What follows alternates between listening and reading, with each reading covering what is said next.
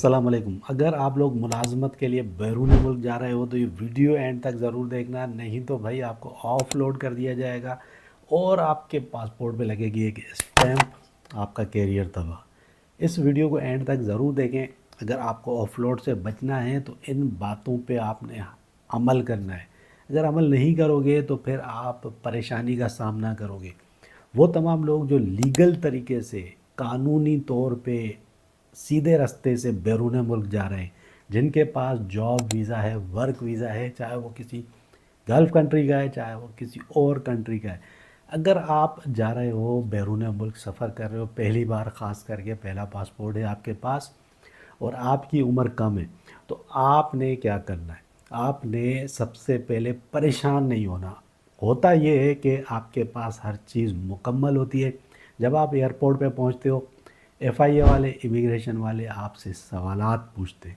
वो आपसे cross question करते हैं, आपसे घुमा फिरा के सवालात पूछे जाते हैं। आप परेशान हो जाते हो, आपके पास जवाब देने के लिए नहीं होता, आप कुछ बोल नहीं सकते। उनको लगता है आप इल्लीगल तरीके से, गैर कानूनी तौर पे या बैरून मुल्क जाके कोई गलत काम करने के लिए जा रहे हो, इसलिए आप फंस जाते हो, आपको ऑफलोड कर दिया जाता है। दूसरी बात, जो रिक्वायरमेंट्स हैं वो आपने पूरी करनी है। रिक्वायरमेंट्स क्या होती है?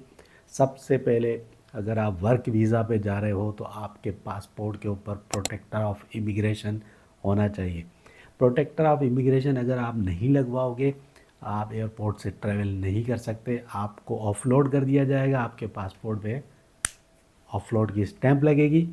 फिर क्या होगा? आपका कैरियर तबाह है। एक बदनुमा दाग होता है ऑफलोड की स्टैंप पासपोर्ट पे लगना।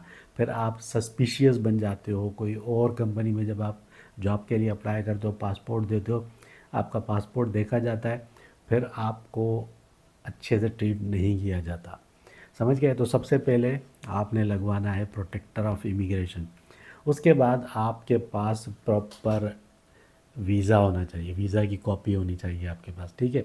उसके बाद आपके पास जिस कंपनी ने आपको जॉब दी है, उस मुल्क का, उस कंपनी का आपके पास ऑफ़र लेटर होना चाहिए। इसके अलावा एक होता है कॉन्ट्रैक्ट पेपर, वो आपके पास होना चाहिए। अब एफआईए वाले, इमिग्रेशन वाले आपसे सवाल पूछते हैं, आप कहाँ जा रहे हो, किस कंपनी में जा रहे हो? लोगों को कंपनी का नाम तक नहीं पता होता। आप किस नौकरी पे जा रहे हो, आपकी पोजीशन क्या है, लोगों को पता ही नहीं होता है कि किस पोजीशन के लिए वो जा रहे हैं, क्या जॉब है उनकी, किस वजह से वो लोग जा रहे हैं, क्या काम करेंगे वहाँ पे जाके, यही नहीं पता होता।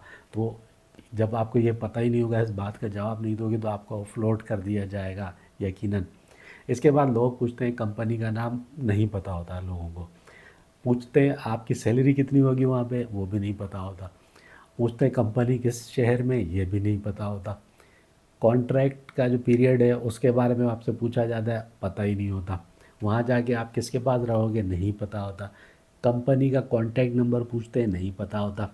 पेपर निकालते हैं, पेपर में ढूंढने की कोशिश करते हैं, घबरा जाते हैं लोग। तो घबराना है ही नहीं भाई। आपने जब भी आप एयरपोर्ट पे जाते हो, आपने सबसे पहले घबराना ही नहीं है।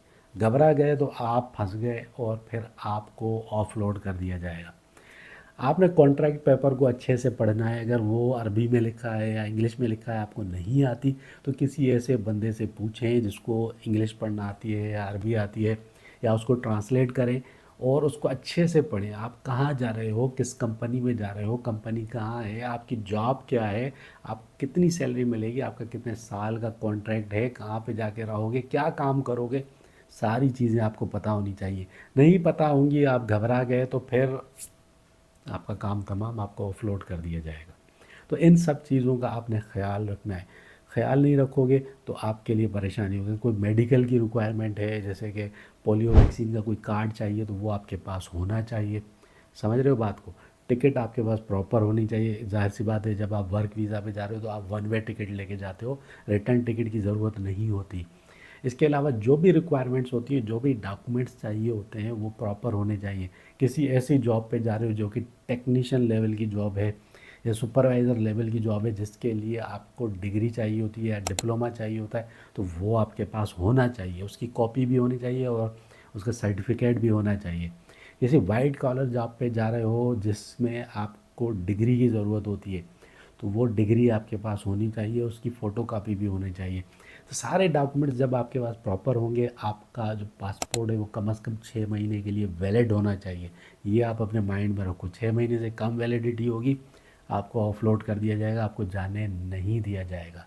इसके अलावा बहुत सारे लोग गलती क्या करते हैं, कुछ दवाएं वगैरह अपने साथ लेके जाने की कोशिश करते हैं, ख़ास करके अरब कंट्रीज़ में, गल्फ़ कंट्रीज़ में और सऊदी अरब में इस वक्त सख्त पाबंदी है। अगर आप किसी भी किस्म की मेडिसिन लेके जा रहे हो अपने साथ, आपके सब डॉक्यूमेंट्स पूरे हैं, हर चीज़ प्रॉपर है, आपके सामान में से कोई मेडिसिन निकलती है तो भाई आपको ऑफलोड कर दिया जाएगा। क्योंकि सऊदी अरब मेडिसिन लेके अगर आप जा रहे हो तो उसके ऊपर पाबंदी है, उसके लिए आपको वहाँ पे एक इदारा बना दिया गया है। उस इदारे की पहले अप्रूवल लेनी होती है, अगर वो अप्रूव करता है उस मेडिसिन को, तभी आप उस मेडिसिन को अपने साथ लेके जा सकते हो, नहीं तो यहीं पाकिस्तान के अंदर ही आपको ऑफलोड कर दिया जाएगा। दूसरी बात, आपका पासपोर्ट किस इलाके से आपने बनवाया है, पाकिस्तान के किस शहर से, किस ज़िले से आपका पासपोर्ट बना हुआ है, आपने कोशिश करनी है वहीं से ट्रैवल करो। अगर वहाँ से आप ट्रैवल नहीं करते, आप पैसे बचाने के चक्कर में कराची जाते हो, वहाँ से ट्रैवल करते हो, फ़र्स्ट टाइम पहली बार वालों के लिए मैं बात कर रहा हूँ, तो आपको ऑफलोड कर दिया जाएगा। अब बहुत सारे पंजाब के ऐसे इलाके हैं जो बदनाम ज़माना इलाके हैं, जहाँ के लोग गैर कानूनी तौर पे दूसरे मुल्कों में जाते हैं, डंकी लगाते हैं, इलीगल बॉर्डर क्रॉसिंग करते हैं, कश्तियों के ज़रिए जाने की कोशिश करते हैं, डूब जाते हैं, मर जाते हैं, पता चलता है इन इलाकों के। अब उन चंद लोगों की वजह से उस पूरे इलाके के जो लोग हैं वो परेशानी में, जो लीगल तरीके से, सही तरीके से, साफ़ सुथरे वे में भी जाना चाहते हैं ना, उनको भी शक की निगाह से देखा जाता है और फिर उनके लिए भी प्रॉब्लम होती है। तो उनको भाई बहुत ज़्यादा एहतियात करनी है। जो सीधे तरीके से जा रहे हैं, एजेंडों के चक्कर में आप ना आएँ। सही तरीके से अगर आप जा रहे हो तो आप घबराए बगैर हर सवाल का जवाब आपके पास मौजूद होना चाहिए, तो आपको कोई भी एयरपोर्ट पे नहीं रोकेगा। तो एक छोटी सी वीडियो थी, उम्मीद है वीडियो समझ में आ गई है। वीडियो अच्छी लगी है तो लाइक और शेयर ज़रूर कीजिए, चैनल को भी सब्सक्राइब कर दीजिए और मुझे दीजिए इजाज़त। अल्लाह हाफ़िज़।